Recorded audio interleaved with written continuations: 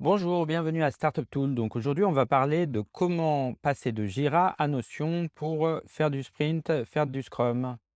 Voilà, je suppose que comme moi, vous avez souvent utilisé Jira. C'est un logiciel qui est populaire, qui est beaucoup utilisé. Mais personnellement, je ne l'ai jamais trop aimé. Il fait le job, il est assez puissant, assez stable. On perd pas de données. Voilà, ça fait le job, mais c'est pas très agile, c'est pas très léger. Et si comme moi, vous êtes d'accord que Jira, bah, c'est un peu lourd, pourquoi on n'essaie pas autre chose? Et du coup, j'ai pensé à Notion parce que Notion, donc c'est comme vous le savez, c'est un logiciel qui est très sympa, très puissant, qui permet de gérer des blocs avec plusieurs niveaux, de créer des boards dans des pages, etc. Et donc du coup, pourquoi ne pas l'utiliser pour faire du Scrum, pour faire un sprint agile? Voilà, donc c'est ce qu'on va voir dans cette vidéo. En fait, dans cette vidéo, on va partir d'un workspace Notion, simple, vraiment, je crée une page et voir comment on peut le transformer pour faire du sprint, faire du Scrum. Donc on va juste partir je suis dans un workspace, Notion. Donc si vous connaissez pas Notion, bon, il y a plein de vidéos sur, YouTube qui permettent de voir comment ça marche. J'en ferai peut-être une plus générale, plus tard. Mais voilà, Notion, c'est comme ça. Il y a un menu, on est dans un workspace, spécifique. Il y a un menu de gauche où on peut créer des pages et là, donc j'ai créé une page qui s'appelle Scrum with Notion. Donc je vais essayer de reprendre là, le temps d'une vidéo, en fait, les grands concepts du Scrum. Donc on va commencer par le plus important qui sont pour moi, les user stories, c'est-à-dire dire, finalement ce qu'on fait.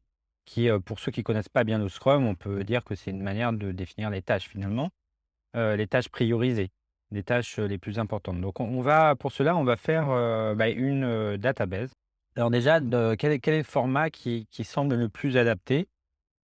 Pour lister, un backlog, c'est aussi un autre terme qu'on a en Scrum, de dire la liste des tâches, à prioriser. Je dirais que, enfin par défaut, moi j'ai tendance à partir sur un board, un peu par, par habitude et de toute manière dans Notion, on peut changer à tout moment, donc voilà, partons sur un board. Alors, j'ai un petit bug sur Notion, je sais pas si tout le monde l'a, mais moi quand je crée une base de données, c'est les colonnes s'inversent, voilà. Donc voilà, donc ça, on va dire que c'est les user stories, donc c'est les tâches à faire, voilà, c'est tout simple. Donc là, on va lister, disons les user stories, les tâches, qui nous semblent importantes de faire sur notre application ou sur notre produit web.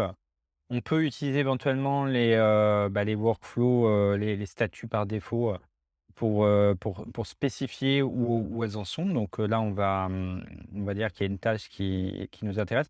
Alors, par rapport à un backlog, en général, un backlog, il a une colonne, de choses qui sont, voilà, qui sont listées, mais qui ne sont pas encore, prévues d'être implémentées. À partir du moment où je le mets sur une colonne qui a un statut, déjà, ça veut dire que je suis un peu plus intéressé et là, on va dire que si c'est in progress, bah, c'est que c'est dans un sprint. Donc on va dire que ça, c'est la user story, numéro un. Donc par défaut, on a 2 propriétés qui sont le statut et l'assignation. Donc ça, c'est très bien, on l'a dans Jira. Il y a différentes autres propriétés qui existent évidemment. On va peut-être, en mettre une rapidement juste pour tester. Ben, évidemment, une user story, elle peut avoir une estimation. Donc dans le Scrum, on a une échelle de valeurs pardon, 1, 2, 5 et cetera. Donc du coup, ce serait peut-être pas un nombre, mais plutôt une liste de sélection. Donc on va mettre, count, donc pour les points et là, on va pas tout mettre, mais on peut déjà créer le 1, le 2.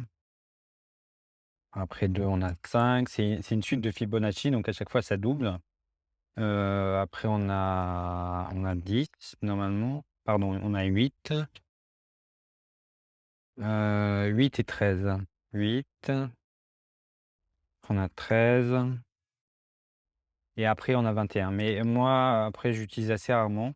Donc si on regarde un peu ce qui existe déjà, là, donc on a 1, 2, 5, 2, je ne suis pas sûr. Si, ça existe, mais après c'est 3 qui manquent. 3, voilà, je crois que c'est bon. On va peut-être les mettre dans l'ordre et voilà, 3, 5, 8, 13, 21. Donc là, on a nos points, c'est pas mal, hein. Maintenant, qu'est-ce qui nous manque? Sans doute pas mal de choses, mais on peut les rajouter au fil de l'eau. Donc, on va peut-être voir l'ensemble de la structure et après on raffinera. Donc là, je vais donc Notion créer des tâches par défaut. Moi, j'aime bien les éliminer pour que ce soit un peu plus clair. Donc là, on a notre première user story et voilà. Donc, est-ce que ça permet de faire du Scrum? Pas tout à fait, ça permet de faire un backlog, mais pas forcément de faire du Scrum. Après, il y a cette notion donc, en Scrum de grouper les user stories. Donc ça, c'est une notion qu'on peut mettre en place. Après, il y a aussi une notion de les prioriser pour un sprint. Donc moi, ce que j'ai fait, en fait, c'est que j'ai créé une autre base de données pour les sprints. Une autre base de données pour les sprints, donc c'est ce que je vais faire là et donc le sprint, pareil, il peut être en cours à faire, et cetera. Donc ça, on va dire que c'est les sprints. Donc vous voyez, j'ai toujours le même bug, un peu agaçant au début. Not started, in progress, completed. Donc pareil, là, on va l'appeler 1. Alors un sprint, c'est un groupement de tâches à faire sur une période, donc qui de 2 semaines, 1 semaine, 3 semaines, suivant, comment on s'organise. Mais donc il y a 2 dates. Il y a la date de début et la date de fin. Donc on va mettre 2 dates. Donc là, on va mettre, le début et là, on va mettre une autre date qu'on va appeler la fin. Et donc, après un statut, pourquoi pas. Une assignation, là, pour le coup, je trouve que ça a pas trop de sens. Le sprint, il est pas assigné à quelque chose. Donc je vais supprimer. Après, on va juste prendre une petite propriété d'un sprint. En général, un sprint a un objectif, c'est ce qui est conseillé par le Scrum. Et donc, voilà, donc c'est un petit champ texte où on dit The goal of the sprint is to blablabla. Je le mets en anglais parce que je suis habitué à ça, mais j'espère que ça vous dérange pas. Je referai peut-être une vidéo anglaise également. D'ailleurs, si je veux être cohérent, je vais mettre tout en anglais. Start et end. Voilà, sprint 1, sprint 1, on est d'accord. Après, pareil, je vais supprimer les sprints existants. Et donc maintenant, comment on met en relation les sprints avec les user stories?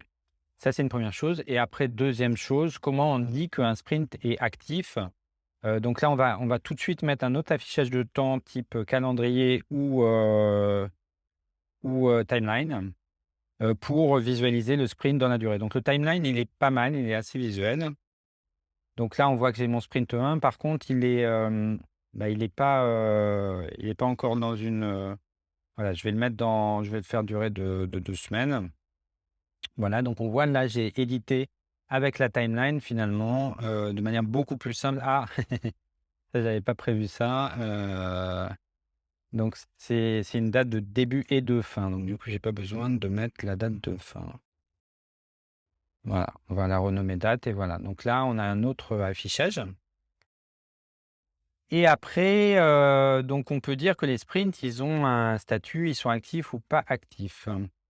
Donc, pourquoi pas utiliser soit on fait un champ oui/non, ou booléen, soit on dit qu'on utilise les statuts. Pourquoi pas utiliser les statuts? C'est assez visuel.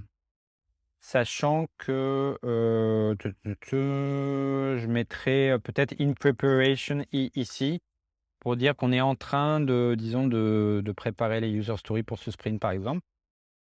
Et s'il est en in progress, ça veut dire qu'il est lancé. S'il est completed, ça veut dire qu'il est fermé. Voilà. Voilà pour les sprints. Donc si on revient à notre page là, on a les sprints, les user stories. Il nous manque plus que la relation entre les 2.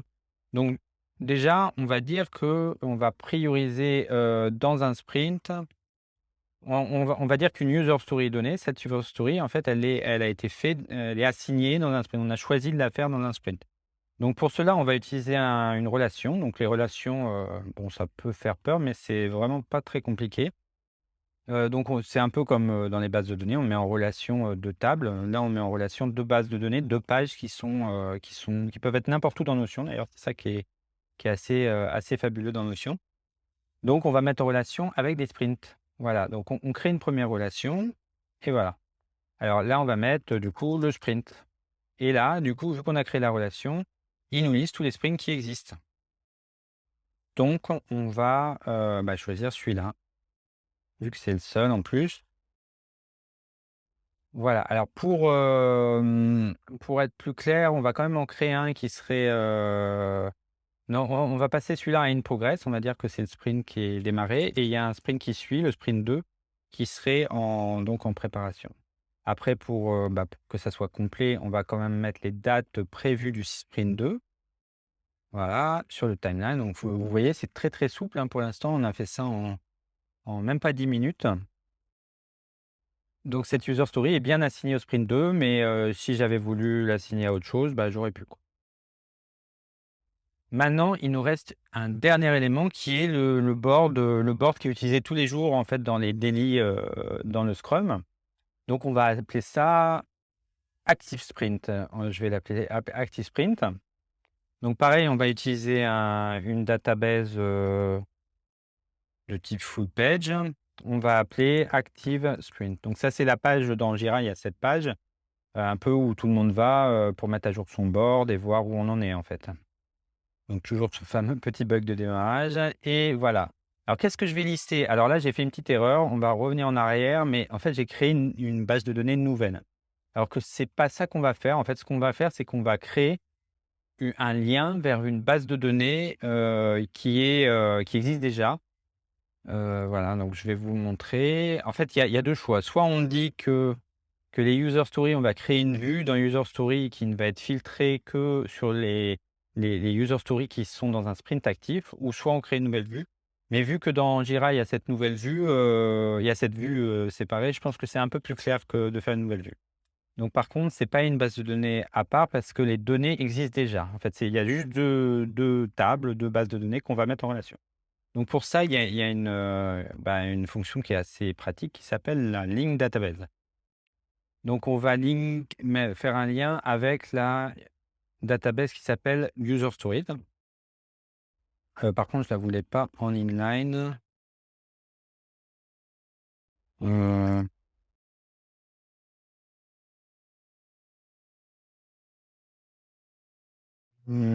Ça se crée par défaut en inline, mais du coup, open a zip page. Voilà, et ça se crée en plus par, je préfère un tableau. Voilà, donc là on a 2 vues, on a une vue table et une vue tableau. On va peut-être enlever la vue table parce que pour moi elle a moins d'intérêt. On a une vue tableau avec ce fameux bug qu'on a vu déjà plusieurs fois. Not started in progress. Donc là, en fait, finalement, c'est la même, database que celle qu'on a, c'est la liste de toutes les user stories. Alors,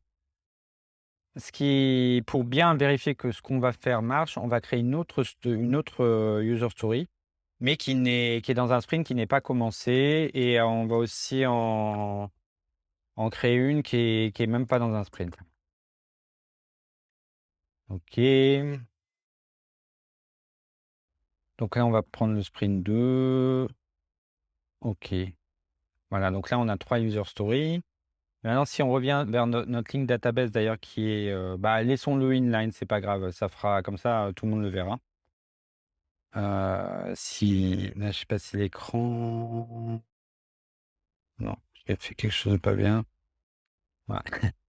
Là, on voit mieux, et donc voilà, user story. Maintenant, il y a un field, c'est-à-dire qu'on veut dans du coup, on va renommer ça, on va active sprint.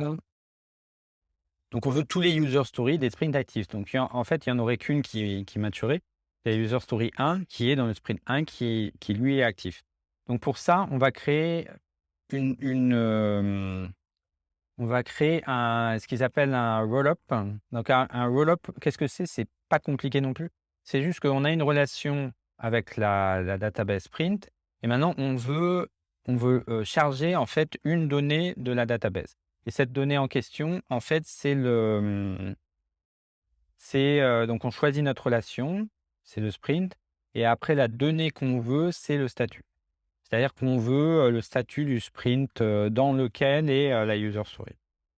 Voilà, c'est tout, et dans ce cas-là, on va mettre, sprint status pour être clair. Voilà, donc on a 2 champs en plus, et maintenant on va filtrer la vue. Donc là, on va filter, on va rajouter un filtre et on va dire alors que le sprint status, donc qui est un sprint qui est retourné depuis la database, sprint, il doit être égal à l'option in progress. Voilà. Voilà et donc là, on voit qu'on en a qu'une. Alors pour vérifier, là, c'est un petit peu confus le côté inline, pas inline, mais en gros, c'est la même base, si là, on peut le transformer en page, turn into page, voilà. Voilà, là, je préfère comme ça quand même. Il y a une petite confusion parce que ça c'est la base originelle, donc qui s'appelle le sprint. On va lui mettre une petite icône pour bien la, alors bon, moi j'ai trouvé j'ai trouvé une icône qui marche pas mal, c'est Stop Running, voilà, c'est celle-là que j'utilise en général pour les sprints et pour, non, je me suis encore trompé. Donc ça, on va dire que c'est pour les sprints et ça, c'est du coup, là, ça devient complètement confus.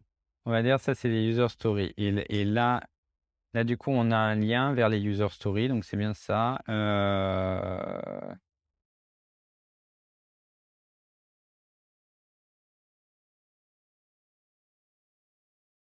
Active Sprint Stories.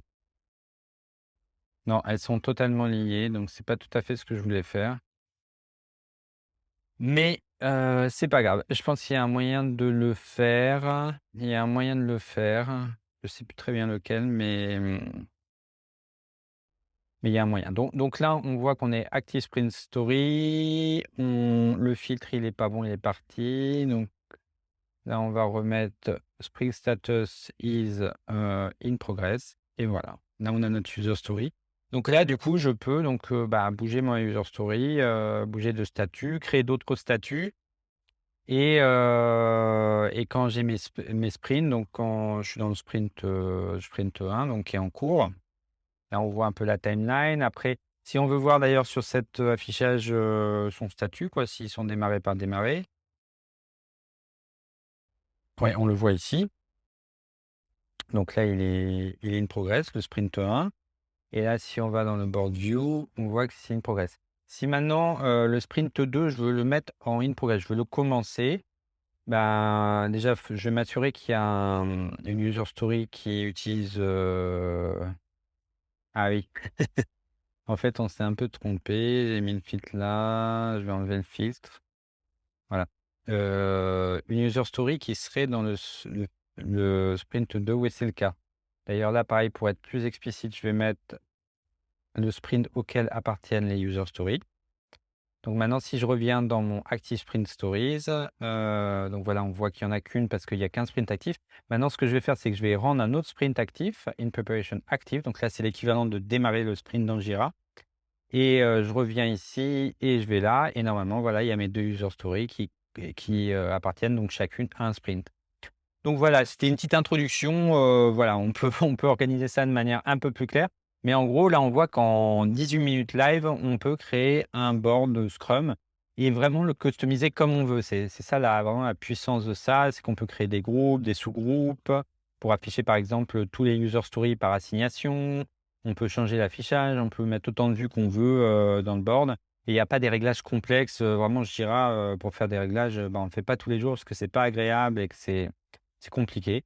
Voilà pour ce tuto, donc j'espère que ça vous a plu. Donc on pourra en refaire, d'autres pour aller plus loin dans la configuration, des sprints, rajouter, des choses qu'il y a dans Jira et qu'on n'a pas eu le temps là en 15 minutes de faire. Mais j'espère que déjà ça vous a fait une introduction à comment faire ce type de choses avec Notion. Et après, c'est l'usage. Donc, moi, je vais commencer à l'utiliser personnellement dans les prochaines semaines, là, dans les prochains jours. Donc, je pourrais avoir, un peu un feedback à vous faire, si c'est mieux, pas moins bien, et cetera. Moi, une des choses que je vois là directement, c'est la possibilité de lier toutes les choses ensemble, que ça soit en partant de la gestion produit, la définition des tâches à faire, des user stories, la partie, suivi de sprint et enfin, la partie, support et communiquer sur les nouvelles features auprès de nos utilisateurs. Voilà, c'est un gros avantage que je vois dans Notion, mais il faut que je le teste, que je le mette en pratique pour voir si c'est vraiment ça tient la promesse. Donc si ça vous intéresse, je referai une vidéo sur le sujet en vous apportant un peu, mes retours d'expérience, en fait, d'avoir utilisé ce sprint, fait sur Notion et non plus sur Jira. Bah, je vous remercie et à bientôt pour une nouvelle vidéo sur Startup Tool. Allez, à bientôt!